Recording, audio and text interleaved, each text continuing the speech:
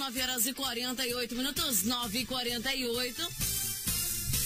Gente, olha, durante todo o mês de outubro nós temos algumas rodadas de entrevistas falando ou sobre as mulheres ou sobre as crianças. Nós ontem falamos sobre alimentação saudável para a prevenção do câncer de mama, já que nós estamos no Outubro Rosa. Mês de outubro também comemora-se o Dia da Criança, o mês da criança também.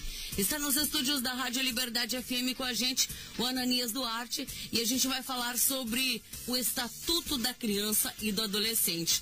O Ananias, que é conselheiro tutelar aqui do município e também foi o conselheiro mais votado nas eleições deste ano. Primeiramente, bom dia, Ananias. Bom dia, Andréia. Bom dia a todos os amigos ouvintes da Rádio Comunitária. Ananias, primeiramente falando dessa eleição que nós tivemos, conselheiro mais votado em Santa Helena, é um prazer, né, receber os votos e a confiança da comunidade. De antemão, Andréia, eu quero agradecer os 308 votos a qual fiz, né, as eleições, né, do dia 4 de outubro. Todas as pessoas que votaram, aquele que não pôde votar, mas falou do meu nome para alguma outra pessoa. Então, assim, primeiramente agradecer todas as pessoas que confiaram o seu voto no conselheiro tutelar Ananias e por essa votação expressiva a qual fiz, tenho certamente um compromisso ainda maior com a comunidade, a qual já vinha desenvolvendo o meu trabalho, a qual vinha sendo feito, né? Mas, assim, ser conselheiro tutelar, André, não é muito fácil, não. É, assim, claro que é uma atividade que hoje, ainda, que nem eu coloquei no meu panfleto de campanha, são paradigmas a serem quebrados referente ao próprio Estatuto da Criança e Adolescente e o próprio atendimento do Conselho Tutelar, mas a qual nós vamos estar discorrendo mais para frente. Falando do Estatuto da Criança e do Adolescente, Ananias, qual que é o principal objetivo? Por que foi criado o Estatuto? Olha só, André, é interessante quando nós falamos do Estatuto da Criança e do Adolescente, tem toda uma história para até chegar no dia 13 de julho de 1990. Nós sabemos que tiveram várias outras leis, né, tentando atender essa faixa etária de criança e adolescente. Se nós pegarmos aí a questão de história, né, nós percebemos que na Europa, por exemplo, as crianças nem eram vistas como criança, eram vistas como um adulto em miniatura. E nós começamos a ter o atendimento, essa visão de criança, de ter um atendimento diferenciado a partir do século XVI. Então, assim, depois nós tivemos aí, o pessoal do magistério sabe muito bem a questão da roda dos expostos, Código Melo Matos, FEBEM, FUNABEM, o SAM. Então, são vários processos para nós chegarmos até no Estatuto da Criança e Adolescente. Movimento Higienista, 1901, aquele grande movimento em 1980 para se então colocar o artigo 227 na Constituição, que diz que é dever da família, dever do Estado, dever da comunidade em geral, garantir os direitos fundamentais da criança e do adolescente, que estão contidos no artigo 4º do Estatuto. Só que assim, hoje, né, o Estatuto da Criança e Adolescente, o Conselho Tutelar ele vai entrar a partir do artigo 133 à frente, mas as atribuições do Conselho Tutelar, elas estão ali no artigo 136. Ali diz quais são as principais atribuições do Conselho Tutelar. E quando nós entendemos essa lei, André, eu já li o Estatuto várias vezes, e confesso para ti que no início eu também não consegui entender alguns artigos do Estatuto, mas lendo ele, fazendo um estudo sobre o Estatuto, é uma lei maravilhosa, é uma lei muito linda, só que nós sabemos que a aplicabilidade das leis no nosso país, infelizmente, no papel ela é muito linda, mas quando nós partimos para a praticabilidade da lei, nós temos barreiras para se fazer de fato funcionar, né? E, Ananias, falando desses direitos e desses deveres, a gente começa falando sobre os deveres. Quais são os principais deveres da criança? Olha só, eu sempre costumo dizer, André, nas palestras, da qual nós fazemos nas escolas, com pais, com alunos, que todo direito, ele vem, né, de um dever. Então, assim, nós temos os direitos e nossos deveres, né? Você não vai ter só direitos ou vai ter só deveres. Nós temos direitos e deveres, né? Então, assim, nós pagamos impostos para nós termos um bom atendimento. Nós pagamos impostos para poder ter atendimento na saúde, na educação, cultura, esporte, lazer. O nosso direito, né, está ali contido na Constituição, artigo 5º, artigo 6º, cláusulas pétreas, né, por exemplo. Mas, assim, dentro do Estatuto, o artigo 227 da Constituição, ele vai explicar muito bem essa questão de direitos e deveres, que diz assim, que é dever da família, do Estado e da sociedade em geral garantir esses direitos. Aí os nossos deveres que nem eu falei para você, eu como pai, na condição de pai, eu tenho uma filha de 10 anos e uma filha de 9 meses. Eu, na minha condição de pai, eu tenho que educar os meus filhos. Educar os meus filhos, eu tenho que preparar eles para a sociedade. O interessante é que nós não educamos os nossos filhos para nós mesmos, nós educamos os nossos filhos para a sociedade, para uma boa convivência com a comunidade, uma boa convivência familiar, uma boa convivência no ambiente escolar. Então, assim, eu sei que a minha obrigação, quanto pai, é educar os meus filhos para ter uma boa convivência com a comunidade, E lembrando que quando a gente fala disso, a gente lembra que esse é a principal função da família. Nós temos que lembrar e começar a separar também isso, né, Ananias? Nós temos a função da escola e a função da família. E essa é a principal função da família hoje. É interessante, André, que nós, infelizmente, estamos confundindo algumas coisas referente à família e à escola, a escola, ela não educa ninguém, tá? Primeiro, a escola tem a função de escolarizar. Ensinar. Isso, escolarizar. E a família, a função é de educar, Claro que o professor, ele vai oportunizar o aluno a questão de ensino e a questão de educação, com licença, por favor, muito obrigado. Só que lembramos que essa função de educação, educar, vem da família. Não é a escola que vai fazer esse processo, é a família que vai fazer esse processo. A escola vai fazer o processo de escolarização. O professor vai passar o conhecimento científico, conhecimento sistematizado para os nossos alunos. A gente fala da função da família, a função da escola, e qual é a principal função do Conselho Tutelar? Olha só, então o Conselho, no seu artigo, que nem eu comentei antes, no seu artigo 136, ali tem um rol de atribuições a qual o Conselho pode estar desenvolvendo. Por exemplo, eu sempre costumo dizer que o Conselho Tutelar, esse paradigmas a qual eu comentei, a qual eu falei e coloquei também no meu panfleto aí em tempo de eleição, esse paradigma é justamente essa questão. O Conselho Tutelar, ele não é um órgão repressor. Ele não é um órgão repressor. Então nós vamos ter que fazer essa ponte entre família, entre a escola e entre a comunidade. Então, assim, o Conselho Tutelar, ele vai auxiliar. Acho que de forma alguma nós vamos chegar de forma arbitrária na família, de forma arbitrária na escola, querendo. Nós temos que auxiliar, Nós vamos auxiliar. Qual que é o problema? A evasão escolar? Evasão escolar, a escola vai ter que comunicar, o Conselho Tutelar vai ter que comunicar, por exemplo, se for do município, comunicar a sua educação. O Conselho vai tentar, ele vai fazer esse contato com a família, conversar com os pais, o que está acontecendo, por que teu filho não está indo para a escola? Lembrando que isso é um direito. Nós não podemos deixar nossas crianças e adolescentes fora de sala de aula, isso é um direito. Se eles ficarem fora de sala de aula, vai ter que comunicar algum órgão, conselho, Secretaria de Educação, núcleo, porque eles vão ter que voltar para a sala de aula, isso é direito. E o conselho vai fazer essa ponte, entre a família e a escola. Conversar com os pais, entender a situação. Eu sempre costumo dizer assim, André, que nós temos que ouvir sempre os dois lados. Chegar a conversar com a família de forma tranquila, sentar com os pais, ouvir as principais dificuldades da família, sentar com os professores, ouvir as principais dificuldades da escola e tentar, nós vamos tentar construir uma forma de resolver o problema. Eu acho que chega de amenizar o problema, chega de passar a bola, tentar resolver o problema. E é interessante quando se fala de redes de proteção e garantias de direito, nós percebemos que no papel, André, hoje se fala muito em redes de proteção, mas nós sabemos que essa rede está fragmentada. Nossa, a rede está fragmentada, não só isso a nível de Estado, a nível de município, a nível de país. Hoje, para se falar de criança e adolescente e na própria Constituição prioridade absoluta, nós percebemos que precisa muitas coisas para de fato fazer funcionar. Com certeza. Falando agora sobre criança e adolescente, Ananias, sobre a idade dessas crianças, até quando é considerada uma criança e até que idade é considerada adolescente? Olha só, a criança de 0 a 11 meses e 29 dias, se assim pode dizer. Então, antes de completar 12 anos, é criança. Completou 12 anos a 17 anos e 11 meses. Quer dizer o quê?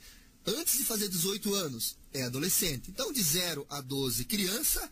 De 12 a 17 e 11 meses, adolescente. Tá? Então, outra questão também, André, a aplicabilidade da lei para essas idades também são diferenciadas. Né? Então, assim, para criança sempre é medida protetiva. Tá? E adolescente, nós temos já, por exemplo, um adolescente infrator. Não se ouve dizer muito na sociedade em geral. Mas não tem punição. Tem punição, sim.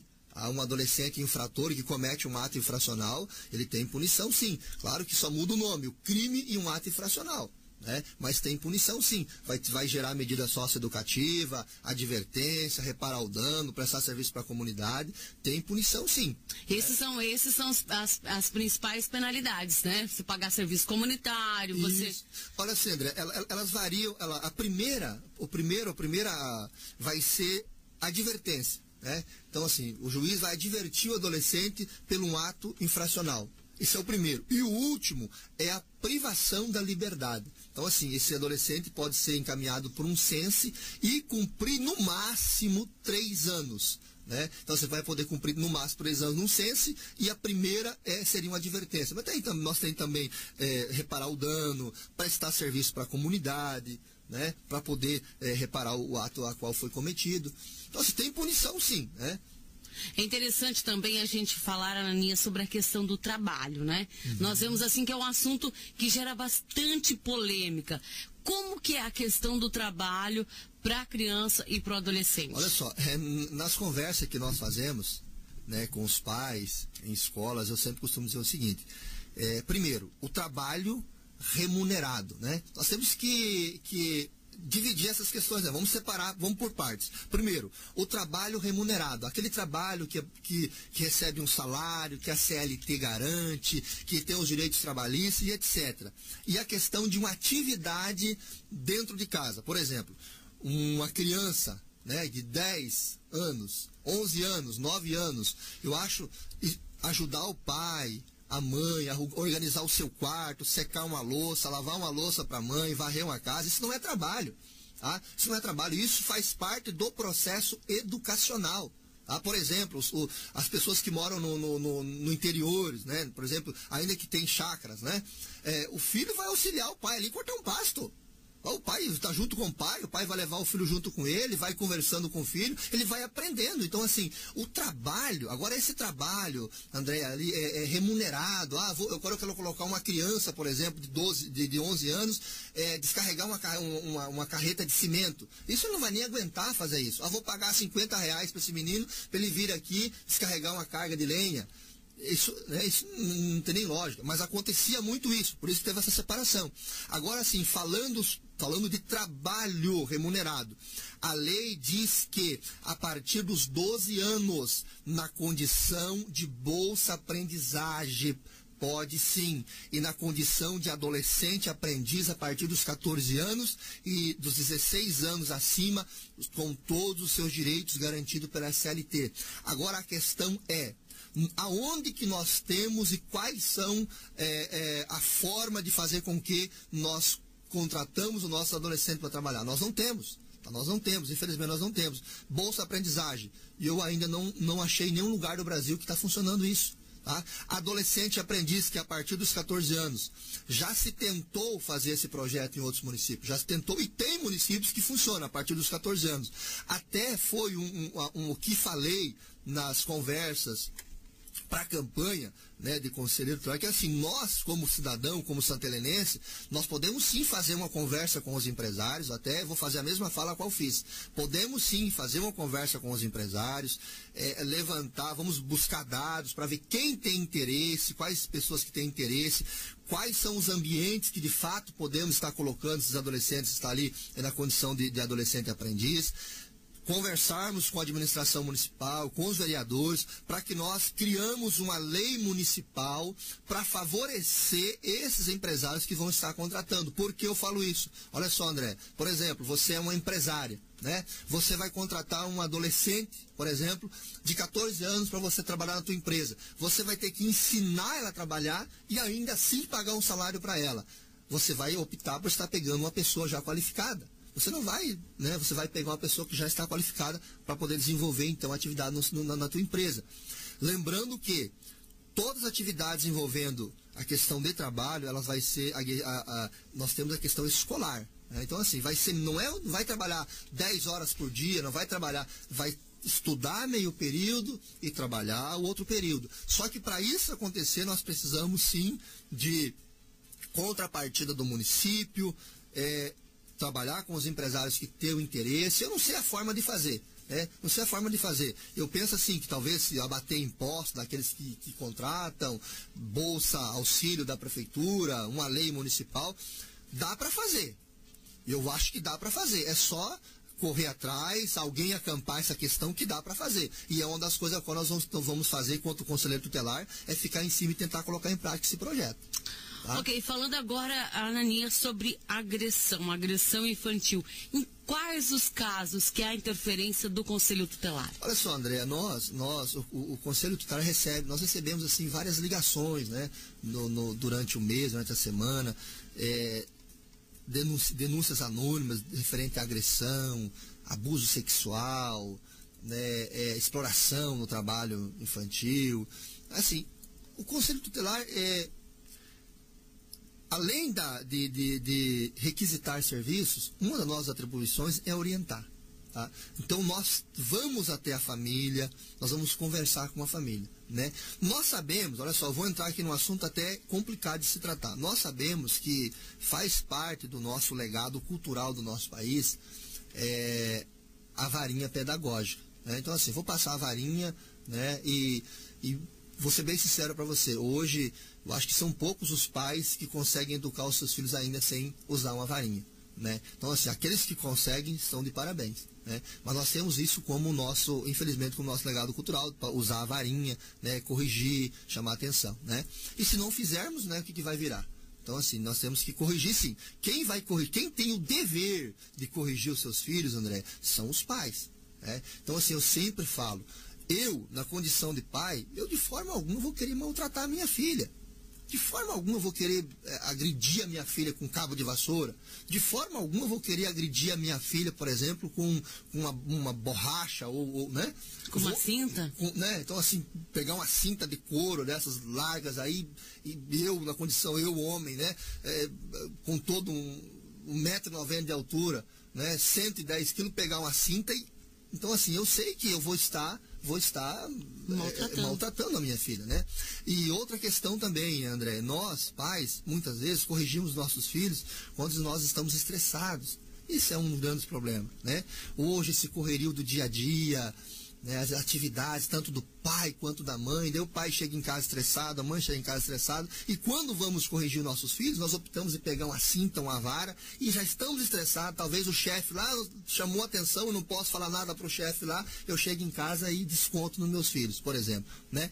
Só que assim, eu sempre costumo dizer, quem educa é pai e mãe, né? Já existiu sim casos, que nós atendemos no conselho, de o pai ter batido no filho com aquela borracha do sofá. Sabe aquela borracha do sofá que divide o sofá, Nossa. Né? Então, assim, o senhor, ele deu 4 borrachadas, assim posso dizer, no filho, que a terceira pele, né, saiu. Então, assim, foi uma agressão muito forte. Aí conversamos com o senhor, tal, e você percebe que a pessoa não queria ter feito aquilo. Né? É na ansiedade de educar, na ansiedade de chamar a atenção, né, ele acaba, muitas vezes, excedendo na força. Mas o conselho vai aplicar. Qual que é a função do conselho? É ir até a situação, observar se é agressão ou não. Nós não vamos estar formalizando o boletim de ocorrência em qualquer situação, não é assim que funciona. Primeiro nós temos que chegar na situação, conversar com os pais, tá? Conversar primeiramente com os pais. O que está acontecendo? Se você chega tranquilo na família, sem ser de forma arbitrária ou autoritária, você vai conseguir ouvir o que está acontecendo na família. Os pais vão se abrir com você, olha, a situação é assim, assim, assim, né? Os meus filhos, né, o problema é esse. Infelizmente, hoje, o que vem afetando a família hoje é a questão financeira, aí está todo mundo estressado. Eu conversei com a família há poucos dias que, né, a situação financeira estava ali acarretando um estresse dentro da família, né, e fazia com que o pai acabava agredindo o próprio filho. Não, mas é um estresse. Então, assim, eu acho que essa questão, Andréa, da agressão, ela é muito séria, né, para se tratar, e pensando nessa questão também do legado que nós temos que que muitas vezes se fala tem que bater, tem que cortar, tem que fazer isso para poder educar, né? Mas assim, nós, o Conselho, atuamos nessa questão. Vamos conversar com a família. Se precisar fazer o boletim de ocorrência, vai ser feito, tá? Então, assim, tem situações que precisa ser feito, nós vamos fazer sim, com certeza.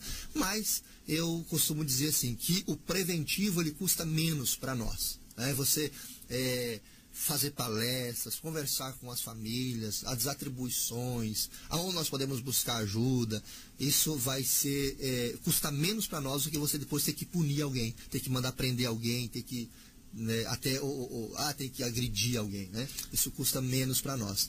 Como você disse, né, o Conselho Tutelar hoje é um órgão de proteção para a criança e para o adolescente. Olha só, André, então assim, primeira coisa, o Estatuto da Criança e Adolescente, ele foi criado pensando nessa faixa etária. Tá? Ele foi criado pensando na criança e no adolescente. Só que não se resume a isso. Tá? O próprio Estatuto, ele vai estar atuando aonde? Na família. Qual que é a principal preocupação do Estatuto? É a boa convivência familiar. Entendeu? Então, assim, se uma criança está na sala de aula, né? Se o pai está empregado, por exemplo, né? A família tem uma boa convivência, está tudo bem nessa família, por que que o Conselho vai atuar nessa casa? Por que que vai ter que aplicar o Estatuto nessa família? De forma alguma. Agora sim, não só pensando na família, André. Por exemplo, tem um direito violado, né? Uma criança não tem um medicamento, por exemplo. Né? Os pais têm que entender isso, que o Estatuto também ele vai ajudar a família na questão da aplicabilidade da lei. Ele vai procurar os órgãos de proteção e vai acionar, por exemplo, o Conselho. Ele vai poder procurar o Conselho para que o direito do filho dele seja garantido. Entendeu? Então, assim, não é só uma lei de proteção, não. É uma lei que foi criada para boa convivência familiar e comunitária. Entendeu? Então, assim, todas as leis, o princípio de lei é esse mesmo. Aí eu sempre uso uma frase assim, André, que aonde falta a ética, entra a lei.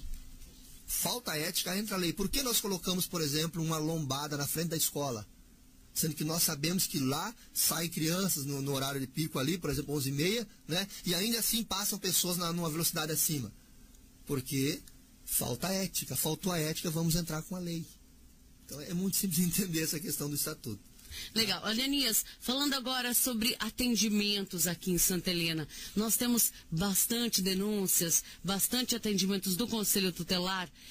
Nós podemos até falar assim, casos de abuso, que é um assunto assim bem delicado da gente conversar, né? Eu acho que até o CREAS que atende mais esses casos, mas nós temos bastante denúncias nesses casos. Olha só, nós temos um documento, né, que foi passado para nós, que é um documento para se fazer uma oitiva sem dano, né? Então, assim, quanto menos dano for ocasionado para a vítima, melhor, né? Porque você já é vítima. Então, o Conselho Tutelar, por exemplo, chega uma denúncia para nós de suspeita de abuso sexual, né? A pessoa pode fazer a denúncia de forma anônima, tá? O nome da pessoa não vai ser revelado, mas primeira coisa, André, chegou a denúncia para nós. Nós, na condição de conselheiro tutelar, não vamos sair tentando fazer a função da polícia, né? Descobrir o nome do agressor, ou mandar prender. Não, nós não fazemos, até porque não é nossa função. A nossa preocupação ali é com a vítima, né? Com a vítima e também, possivelmente, a família dessa vítima. Então, assim, e nós sabemos que os números nos traz, André, que muitas vezes acontece dentro da própria casa, né? Então, nós temos que achar uma forma, nós temos essa forma de fazer, de como chegar com essa informação até a família. Tá? Então, tem todo um processo para ser feito, né? Você não pega uma denúncia simplesmente de abuso sexual e sai mandando prender pessoas, até porque nós não temos esse poder, né, de mandar prender ninguém, né? Ou acusando alguém. Toda denúncia que chega para nós vamos analisar de forma tranquila, né? Vamos ouvir o denunciante, vamos coletar informações, aí a nossa atenção vai ser em torno da criança ou do adolescente, né? Encaminhamos aí, primeiramente para um atendimento psicológico imediato, tá? Posteriormente, se for necessário, levar para um exame de conjunção carnal no IML, né? Já de imediato comunicamos o Ministério Público também, já procuramos a Polícia Civil em alguns casos para formalizar a denúncia. E interessante que nesses casos não prescreve, tá, André? Então, por exemplo, se um abuso aconteceu há 5 anos atrás, ele pode ser denunciado hoje. Tá? Se aconteceu há 10 anos atrás, ele pode ser denunciado hoje. Esses crimes não prescrevem, né? E vai ser feito o boletim de ocorrência e tomado todas as medidas cabíveis. É um assunto delicado essa questão aí, né, André? Mas assim, nós temos sim denúncias, né? Temos denúncias que chegam até o Conselho Tutelar. Até o relatório semestral, ele apontou, eu não consegui trazer o relatório, mas ele apontou, se me falha a memória, acho que 5 ou 4 denúncias, né? Mas nós recebemos as denúncias e vamos atender de forma tranquila, sem gerar, né, mais prejuízo para a vítima. Essa é a ação do Conselho Tutelar. Tá? Ok, Ananias. Olha, queria agradecer muito a sua participação aqui na Rádio Liberdade FM, que atendeu o nosso pedido para que falasse um pouquinho sobre o Estatuto da Criança e do Adolescente. Quais são os telefones do Conselho Tutelar de Santa Helena? Então, né, nós atendemos, então, o Conselho Tutelar, ele atua 24 horas por dia, né? Então, das 7h30 a 11h30, nós estamos ali na sala, atendendo as denúncias, né, diurnas, no noturno, durante o dia, por exemplo, né? Aí, durante a noite, nós estamos no plantão, 8804-6497. Esse é o telefone de plantão. E na sala é o 3268-1085. Tá? Então, a todo momento, vai poder estar acionando o Conselho Tutelar para formalizar uma denúncia, né? Outra questão, André, que eu vou, antes de encerrarmos, hoje se confunde ainda algumas atribuições do Conselho Tutelar, né? Nós temos, sim, estamos conseguindo fazer um bom trabalho junto com a Polícia Militar, né? A polícia atende as situações referentes à polícia, o Conselho atende as situações referentes ao Conselho Tutelar. Quando temos que fazer alguma abordagem em conjunto, nós fazemos em conjunto, né? Mas assim, questões de, por exemplo, bebida alcoólica, é crime, o artigo 81 é crime, então já vai ligar direto para a polícia. Tem uma briga aqui, fulano de tal está agredindo fulano, né? Então já liga direto para a polícia. Se tiver criança na situação, se ligar, por exemplo, assim, nós não vamos nos abster da nossa função. Se a pessoa ligar para nós, está acontecendo uma briga aqui, por exemplo, né? Tem criança? Não tem criança. Não tem criança, eu vou desligar o telefone? Não, de forma alguma, né? Então faz favor, só liga para a polícia. Mas eu não consigo ligar, nós vamos ligar para a polícia. Então, assim, tem uma pessoa em situação de risco, está precisando de ajuda, se é criança ou adulto, né? Nós, cidadão, temos o dever de auxiliar essa pessoa, não só o Conselho Tutelar, temos o dever de estar comunicando os órgãos de proteção, fazer uma denúncia no 181, fazer uma denúncia no Disque 100, né? Então, assim, ligando para o Conselho ou para a polícia, nós vamos estar atendendo de forma tranquila. Ok, Ananias, então muito obrigado pela sua participação aqui na Rádio Liberdade FM, para explicar um pouquinho para a gente sobre o Estatuto da Criança e do Adolescente. Tranquilo, André, obrigado pela oportunidade. Claro que falar sobre o Estatuto não é muito fácil, né? É que eu falei para você, é uma lei que quando veio para nós, ela se foi um pouco distorcida. E nós não conseguimos agora, infelizmente, quebrar esses paradigmas ao qual foi lançado para nós na década de 90. Agora veio uma lei para atrapalhar e etc, né? Então, assim, falar sobre o Estatuto não é muito fácil, mas nós podemos nos beneficiar dessa lei. Que nem eu falei, beneficiar no artigo 4º do Estatuto, que é os direitos fundamentais da criança e do adolescente, que está contidos ali. Essa questão do trabalho, nós, a comunidade em geral, vamos nos unirmos e vamos cobrar, vamos fazer funcionar essa questão do trabalho, jovem aprendiz em Santa Helena, né? Vamos tentar inibir essa questão do alcoolismo, que se tem muito também no nosso município, essas festas que estão acontecendo muitas vezes aí em locais inadequados, com adolescentes participando, com bebida alcoólica. Então, assim, nós estamos trabalhando nessa questão aí, né? Estamos verificando a forma de atuar, e a comunidade em geral. Nós vamos nos ajudar, né? Quanto conselho, quanto comunidade. Eu, na condição de conselheiro tutelar, estou aí para fazer o que for necessário, né? Na minha função, e foi para isso que as pessoas votaram em mim, para mim desenvolver um bom trabalho, tá? São 10h18. Liberdade FM.